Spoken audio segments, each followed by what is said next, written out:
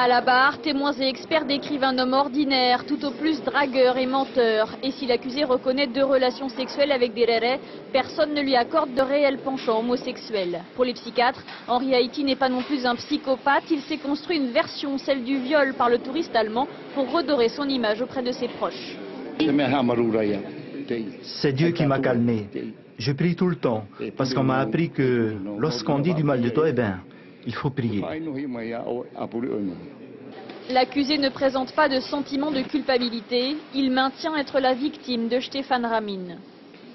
C'est un homme ordinaire, il s'est passé quelque chose, et peut-être que toute personne ordinaire, s'il se passe quelque chose de grave, réagirait de cette manière aussi.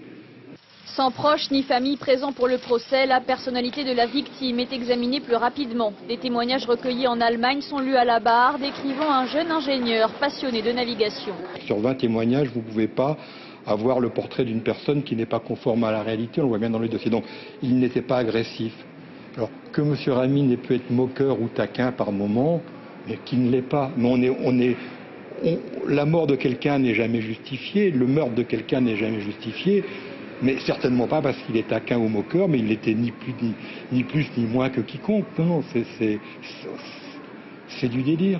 À l'issue de cette 3e journée, toujours des zones d'ombre autour du mobile. Demain, place aux plaidoiries des avocats et au réquisitoire de l'avocat général. Henri Haïti encourt la prison à perpétuité.